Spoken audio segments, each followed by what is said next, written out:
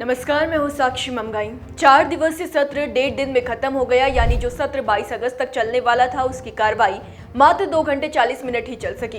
कहां चला है 1.5 दिन का मॉनसून सत्र, क्यों इतना ही चला, ये बताते हैं। ये हुआ है उत्तराखंड के गैरसैंण में, जहां विधानसभा का 4 दिवसीय मॉनसून सत्र 1.5 दिन में ही खत्म कर दिया गया। विधानसभा में सत्र इसलिए चलाए जाते हैं ताकि जनप्रतिनिधि एक साथ मिलकर राज्य के महत्वपूर्ण मुद्दों पर चर्चा करें, कानून बनाएं, नीतियां तय करें और सरकार के कामकाज की समीक्षा करें। आसान भाषा में सत्र राज्य को चलाने और लोगों की भलाई के लिए जरूरी फैसले देने का मौका होते हैं। अगर 1.5 दिन ही सत्र चल रहा है, यानी विधानसभा में अधिकांश मुद्दों पर चर्चा और बहस का समय कम हो जाएगा।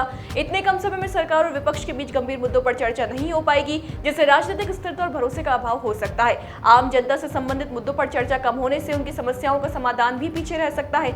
ये जानने के बावजूद सदन की कार्रवाई अनिश्चित काल के लिए स्थगित कर दी गई। सवाल है क्यों? सत्तापक्ष के लोग कह रहे हैं कि विपक्ष ने सत्र ठीक से नहीं चलने दिया। शायद उनका मतलब ये है कि बीते दिन विपक्ष के नेताओं ने अपने सवालों के जवाब के लिए सदन में खूब हंगामा किया था। विपक्ष ने नैनीताल में पंचायत चुनाव के दौरान हुई धांधली और उत्तरकाशी की आपदा पर सरकार से जवाब मांगे। सदन की कार्रवाई के दौरान कांग्रेसी विधायक यहीं तक नहीं रुके, उन्होंने माइक फेंका और टेबल भी पलटने की कोशिश की।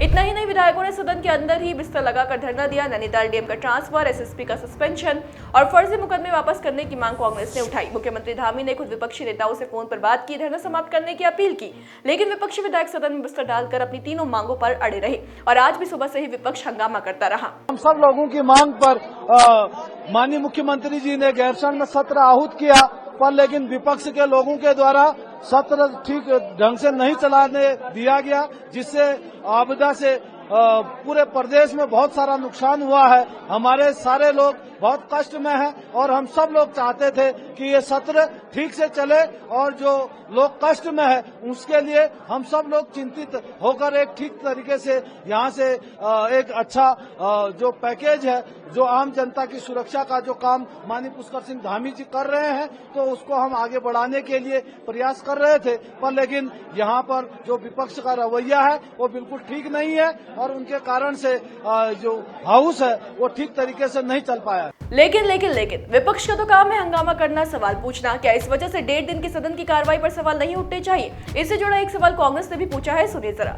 सत्र में जो कुछ भी घटित हुआ उसको लेकर सुनने में आ रहा है कि प्रदेश के मुखिया पुष्कर सिंह धामी ने नाराजगी जाहिर की है और कहा है कि कांग्रेस के विधायकों ने सदन की मर्यादा को तार तार कर दिया। मैं सवाल पूछना चाहती हूं मुख्यमंत्री पुष्कर सिंह धामी जी से कि क्या मर्यादा केवल सदन की होती है? क्या प्रदेश की अपनी परंपराएं और मर्यादाएं नहीं होती जो आपकी सरकार में लागी गई? जो बेताल घाट में 8 राउंड की फायरिंग हुई और जिस तरह से नैनीताल जिला पंचायत अध्यक्ष के चुनाव में 5 लोगों का अपहरण अज्ञात लोगों ने किया, क्या ये आपकी सरकार का और लॉ एंड ऑर्डर का फेलियर नहीं था? क्या इसके लिए आपसे सवाल जवाब नहीं होने चाहिए थे? और मैं कहना चाहती हूं कि हर एक्शन का एक्शन होता है मुख्यमंत्री जी। एक एक्शन आपने और आपके आयात किए हुए लोगों ने उठाया, अब ये रिएक्शन आप देख रहे हैं सदन के अंदर जो हो रहा है और जिस तरह से इसका महिमा मंडन हो रहा है कि कांग्रेस के विधायकों ने उत्तराखंड विधान भवन की, गैरसैंण विधान भवन की प्रॉपर्टी को नुकसान पहुंचाया, तो वो आप सब लोग लाइव प्रसारण में देख चुके हैं। हमारे विधायकगण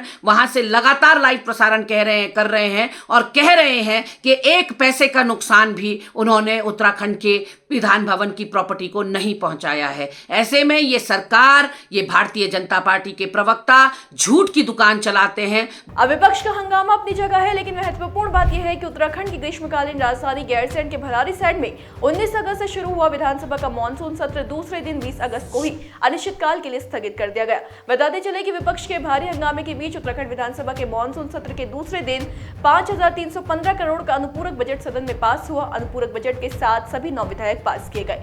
देवभूमि